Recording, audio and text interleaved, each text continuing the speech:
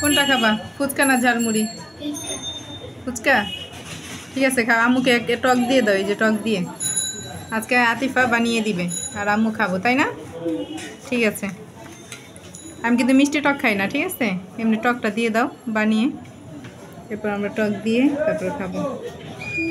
আসসালামু আলাইকুম, আশা করি সবাই ভালো আছেন। আলহামদুলিল্লাহ আমিও ভালো আছি। কাছে দূরে যে যেখান থেকে আমার এই ভিডিওটা দেখছেন, ভালো লাগলে প্লিজ লাইক, কমেন্টস এবং সাবস্ক্রাইব করে পাশে থাকবেন। তো আজকে আমি ফুচকা খেতে চলে আসলাম। আর ফুচকা পছন্দ করে না এমন কোনো মানুষ নেই।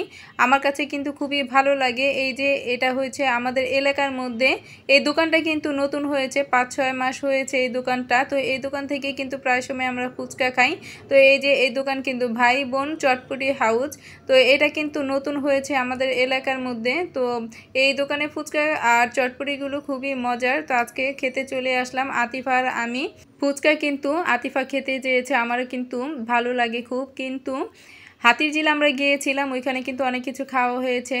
দেখা যায় যে চোখের সামনে যা কিছু আসে, ঝালমুড়ি, এরপর এই চানাচুর মাখা, এইগুলো কিন্তু খেতে খেতে কিন্তু পেটটা কিন্তু ভরে গিয়েছে। আর শীতের কিন্তু দিন, এমনিতেই দুপুরে খাবারটা কিন্তু দেরিতেই খাওয়া হয়েছে। এমনিতে কিন্তু দুপুরের খাবার যে খেয়েছি সেটি পেট ভরা ছিল। তারপরে কিন্তু হাতিরঝিলে একটু আমরা ভিডিও করতে গিয়েছিলাম, তখন কিন্তু টুকিটাকি এটা ওটা খাওয়া হয়েছে অনেক কিছু। এখন আসার সময় আতিফা বলতেছে আম্মু চলো আমি ফুচকা খাবো। তো চলে আসলাম ফুচকার দোকানে। যত কিছুই খাই না কেন, ফুচকার কথা শুনলে এমনিতেই আবার পেট খালি হয়ে যায়। তো এইখানে চলে আসলাম। এই যে দেখেন কি সুন্দর করে ফুচকাগুলো বানাচ্ছে। তো 40 টাকা প্লেট, আর প্লেটে কিন্তু 10টা ফুচকা দেয়, এই বড় বড় ফুচকাগুলো। আমি আবার বলেছিলাম মোটামুটি ঝাল দিতে, তো এটা কাঁচামরিচের ঝাল দিয়েছে। আর আতিফা যেহেতু ঝাল খেতে পারে না, তাই একটু অল্প করেই ঝাল দিয়েছে। এখন সবগুলো ফুচকা কিন্তু একদম যে ঘূর্ণি দেওয়া শেষ। এখন কিন্তু দেখি কি কি দিবে। আর এখানে কিন্তু মরিচ, কাঁচামরিচ, পেঁয়াজ, এরপর শসা কেটে রেখেছে। তো এই যে এখানে 10টা ফুচকা একদম করে নিচ্ছে। তো 40 টাকায় 10টা।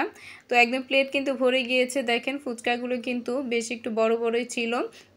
এখন এই যে দেখেন এইভাবে দিয়ে, এখন দেখি এর মাঝে কি কি দেয়। তো এই দোকানে ফুচকা আরেকদিনও কিন্তু আতিফার বাবা নিয়ে গিয়েছিল, আমার কাছে খুব ভালো লাগে। এই যে দেখেন এখন দিয়ে দিচ্ছে শসা। তো এইভাবে শসা দিয়ে এরপর কিন্তু আবার কি দিবে সুন্দর করে দেখি সাজিয়ে, এরপর কিন্তু ফুচকাগুলো পরিবেশন করে। তো এইভাবে যে ফুচকাগুলো যে সাজায় তখনই কিন্তু খুব ভালো লাগে, আমার কাছে কিন্তু অনেক ভালো লাগে। তো এইভাবে মশলাটা দিয়ে এরপর ফুচকা দিয়ে একদম সাজানোর পরে যখন টকটা দিয়ে খাওয়া হয় তখন কিন্তু অসাধারণ লাগে। তো এইভাবে কিন্তু আমি কিন্তু এমনি সবসময় যে টকটা খাই, মিষ্টি টকটা কিন্তু আতিফা খায়। তো এখন কিন্তু 2 রকমই টক নিব। এই যে উপরে কিন্তু সম্পূর্ণ একদম যখন সাজানো শেষ তখন কিন্তু উপরে ডিমটা এইভাবে দিয়ে দিল। দেখেন এখন ফুচকাটা একদম অস্থির লাগছে, একদম দেখে মনে হয়েছে খেয়ে ফেলি। আতিফার তো আর সইছে না, একদম খেয়ে ফেলতে যাচ্ছে। তো আমি আবার একটু বলতেছিলাম আম্মু দাঁড়াও, এই পর্যন্ত যখন একটু ধৈর্য ধরেছো আর একটু বসো, আমি একটু ভিডিও করে নিই আর একটু ছবি উঠে নিই, তারপর তুমি খাবে। তো ও কিন্তু ফুচকার দিকে তাকিয়েছিল, আমি কিন্তু এদিকে ভিডিও আর একটু ছবি উঠাচ্ছিলাম। তো উঠানোর পরে এরপর কিন্তু আতিফাকে দিব খেতে। তো এখানে কিন্তু আরেকটা জিনিস, এখানে ঝালমুড়িও কিন্তু বিক্রি করে, এরপর চটপটি। তো আমি কিন্তু আজকে এই ঝালমুড়ি নিলাম একটা, আর ফুচকা নিলাম, চটপটিটা আজকে নিলাম না, আর একদিন কিন্তু খাবো, তখন কিন্তু আপনাদের সাথে শেয়ার করব। তো ঝালমুড়িটাও কিন্তু দেখেন মাখাটা কত সুন্দর হয়েছে, কালারটাও কিন্তু অনেক সুন্দর। সব জায়গায় ঝালমুড়ি কিন্তু ভালো লাগে না, তো এইখানে ঝালমুড়িটা কিন্তু আর ফুচকাটা কিন্তু খুবই ভালো। তো আতিফাকে বললাম যে ভিডিও করা শেষ, এখন তুমি খেতে পারো।